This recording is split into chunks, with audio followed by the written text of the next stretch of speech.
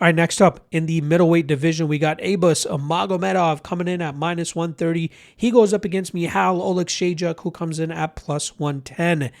Now, Magomedov is looking to bounce back after having his 3-fight winning streak snapped by Joe Pyfer.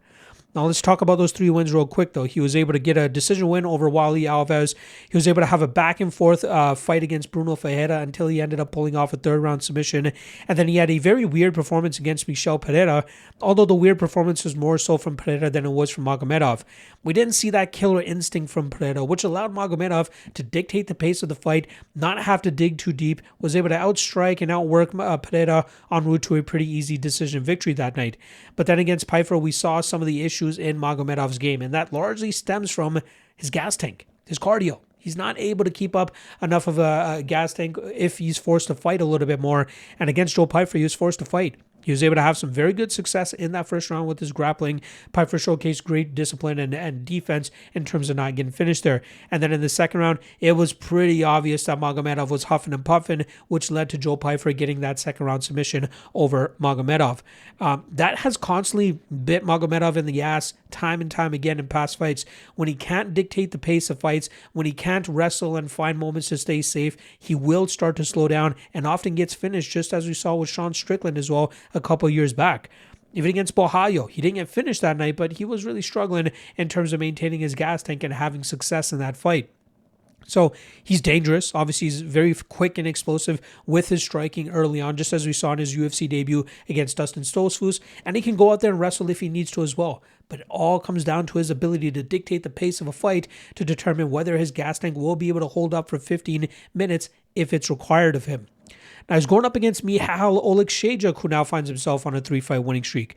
After he lost that decision to Sharyl Magomedov, I believe that's roughly around the time that he joined up with the Fighting Nerds, and that's where he really started to refine his game a little bit more and try to find more openings to be a little bit smarter with his striking and not blow his gas tank, but also, if he can't find the quick knockout, how to still go out there and win decisions if that's what's required of him.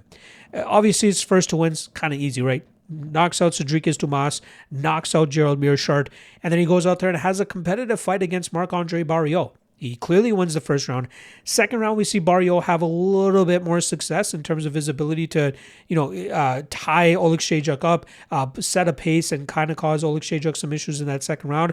But then Oleksiejczuk dug deep in that third round and snatched that momentum right back, where he was able to let go with bigger shots and eventually win that fight on the scorecard. So close fight there, but Oleksiejczuk really showing us the maturity and growth in his game, not just being a headhunter anymore, but being a guy that goes out there, works the body, works the head, sets a decent enough pace, and doesn't gas himself out trying to do so either.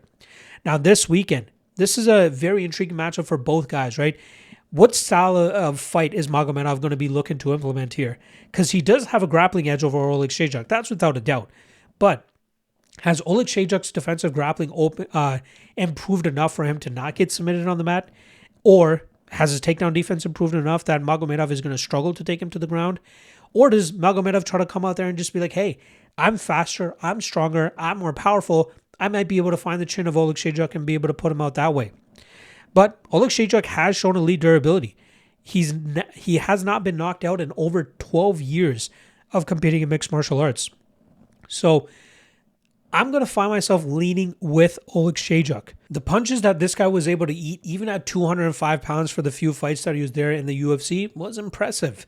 It's kind of the grappling of Magomedov that has me a little bit concerned for Oleksiejczuk, but not so much to the point that I'd be willing to take the German-Russian at slight favorite money. So I'm going to go Oleksiejczuk here. I think he deals with the early adversity here from Magomedov, and then I think he starts walking him down and eventually finds a big knockout. So give me Oleksiejczuk and Oleksiejczuk by knockout.